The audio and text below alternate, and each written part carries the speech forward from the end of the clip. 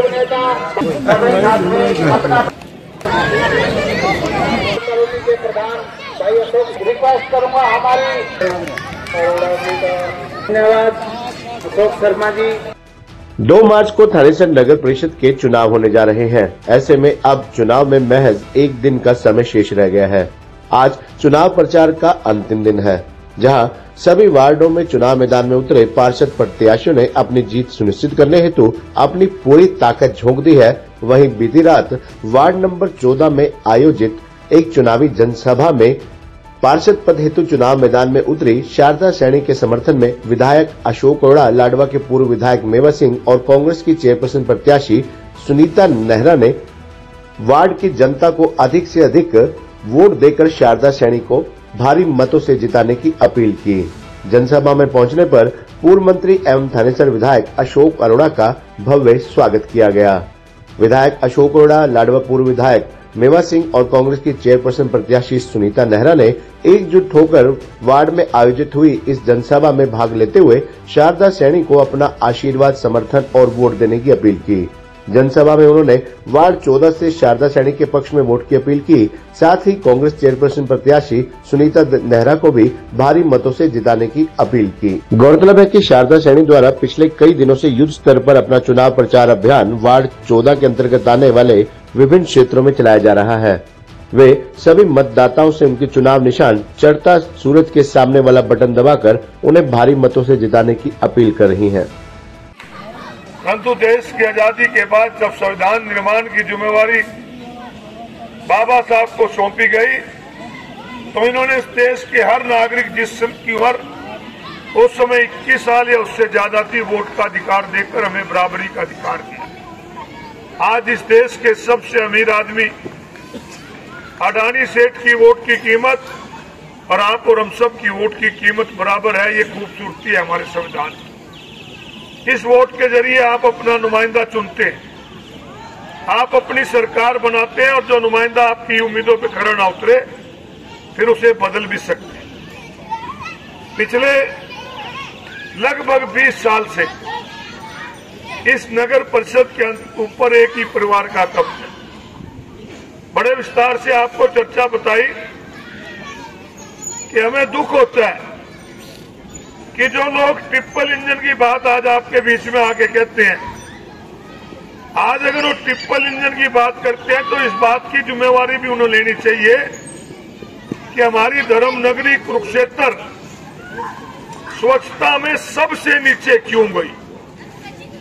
ये मैं नहीं कहता, सरकारी आंकड़े हरियाणा प्रदेश की जितनी नगर परिषद है सबसे नीचे सफाई में हमारा थानेसर चला गया।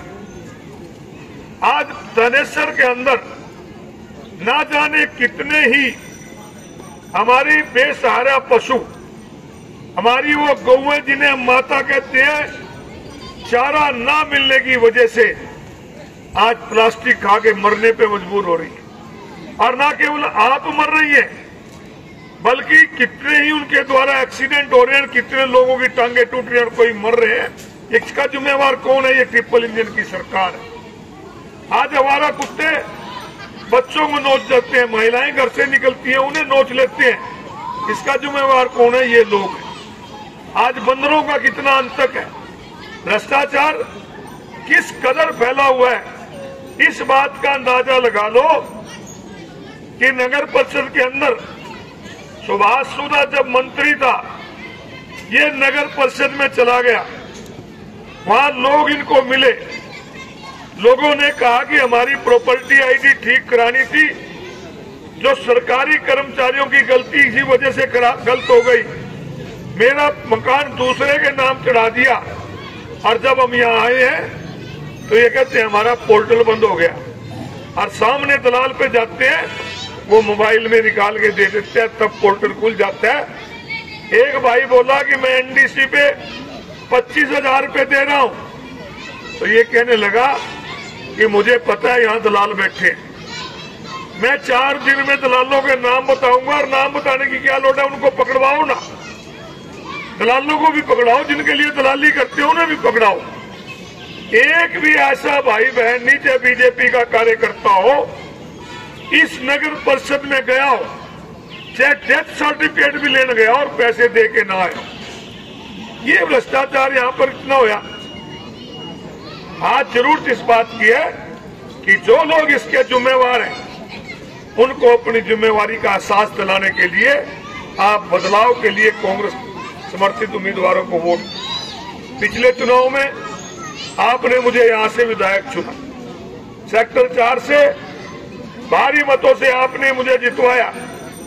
मुझे हैरानी होती है कि पढ़े लिखे लोगों के बीच में भी जाके ये कहते हैं कि एमएलए तुमने बना दिया, काम कौन करेगा। भाई मेवा सिंह जी, भाई वीरेंद्र रोहिला जी, मैडम शारदा सैनी जो यहाँ से एमसी पद की दावेदार हैं, और सभी सम्मानित यहाँ से बुजुर्गों, नौजवान साथियों और मातृशक्ति। आप सभी को पता ही है कि चुनावी दौर आ चुका है। चुनाव में आपके बीच में बहुत से लोग आएंगे, सुधा परिवार भी आपके बीच में आ रहा है। आप सभी बुद्धिजीवी यहाँ पर बैठे हैं। सभी को पता है कि किस तरह से नगर परिषद पर एक ही परिवार का कब्जा पिछले 25 सालों से है। वो कब्जा है सुधा परिवार का। कभी सुभाष सुधा खूब बच जानता है, कभी उसकी मिसेज बन जाती है। मैं भी जिला परिषद की वाइस चेयरमैन रही हूँ, उस टाइम भी ये नगर परिषद का शायद चेयरमैन था। और हम तो ये सोचते थे कि ये एक तरह से इन्होंने अपनी पैतृक संपत्ति बना लिया है, कि इन्होंने खुद का कब्जा इस पर बना लिया है।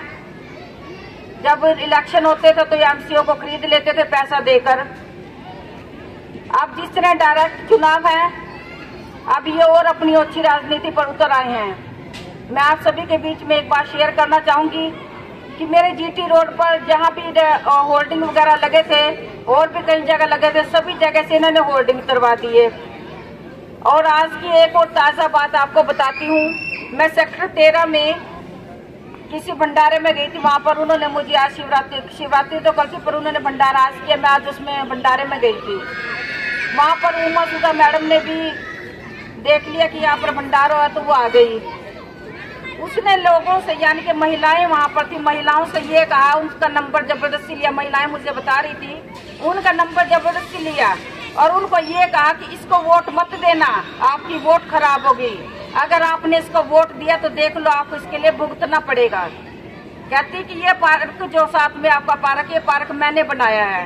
अब आप खुद देख लो कि जो लोग अभी से धमकियां दे रहे हैं वो बाद में क्या काम करेंगे। इसी तरह से इन्होंने क्या कहते हैं, नगर परिषद की चेयरमैन की कुर्सी पर अपना कब्जा जमा लिया है। क्या बात, बीजेपी सरकार के पास कोई भी सीनियर लीडर नहीं थे, कोई भी महिला कार्यकर्ता नहीं थी। किसको इसने अपना दावेदार बनाया चेयरमैन के लिए? इन्होंने अपना दावेदार बनाया क्या कहते हैं वो माफी डांडा को।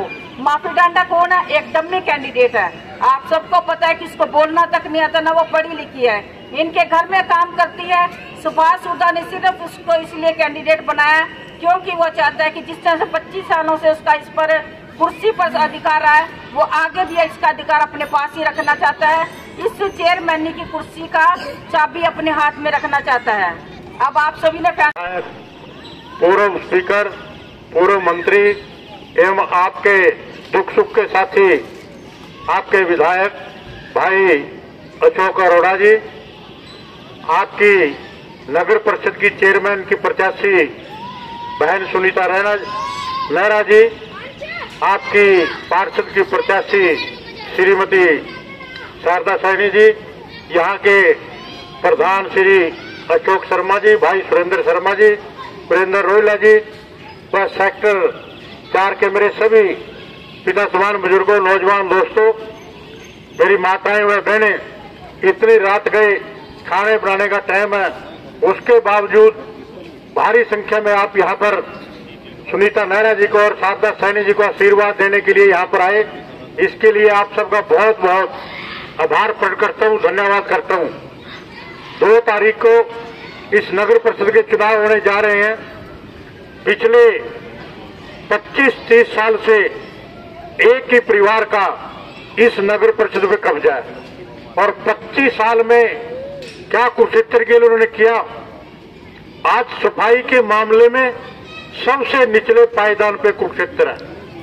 आज बेरोजगारी के क्या हालात है, भ्रष्टाचार के क्या हालात है, कानून व्यवस्था के क्या हालात है, हर रोज कहीं ना कहीं गोलियां चल रही हैं। कुरुक्षेत्र में पिछले 1-1.5 महीने में 3-4 जगह पर गोलियां चल रही।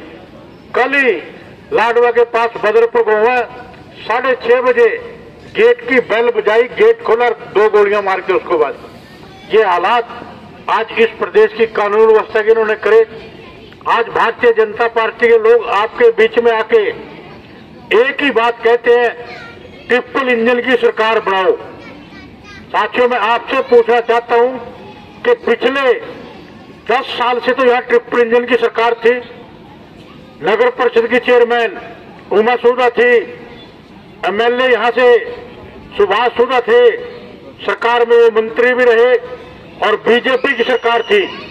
पिछले 10 सालों में क्या हालात कुरुक्षेत्र की हुई, पीपी से थर्डगेट की सड़क की क्या हालात थे। 6 साल में ये सड़क कंप्लीट हुई है। आपकी जिंदल सिटी वाली सड़क के क्या हालात थे, ये हालात इन्होंने करे। और आज जो प्रत्याशी इन्होंने दिया, कोई भी वर्कर को ना देके अपने ड्राइवर की घर वाले को चुनाव लड़ा के अब भी नगर परिषद पर सुधा परिवार अपना कब्जा करना चाहता है। तो मेरा आपसे एक ही अनुरोध है कि ट्रिपल इंजन की ये सरकार आप पिछले 10 साल से लगातार देख रहे हैं। इस बार बदलाव की लहर इस शहर में चली हुई है, तो आप सभी छत्ती बिरादरी के भाई इस ट्रिपल इंजन की सरकार से पंडा छुटवाने के लिए और इस एक परिवार से पंडा छुटवाने के लिए 2 तारीख को श्रीमती सुनीता नेहरा का निशान हाथ का निशान है और श्रीमती शारदा सैनी का निशान सूर्य का निशान है। इन पे मोहर लगाकर इनको अपनी सेवा करने का मौका दें और भाई अशोक अरोड़ा जी के हाथ मजबूत करें ताकि इसी तरह वो आपकी सेवा करते रहे। आप सबका बहुत बहुत धन्यवाद। देखिए, कुरुक्षेत्र में एक बदलाव की लहर चली हुई है।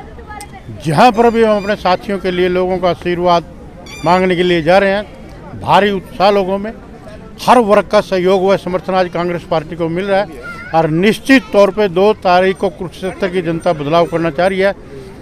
आज भारतीय जनता पार्टी के लोग ट्रिपल इंजन की सरकार लोगों से जो मांग रहे हैं, पिछले 10 साल से यहाँ के नागरिकों ने ट्रिपल इंजन की सरकार को अच्छी तरह से देख लिया।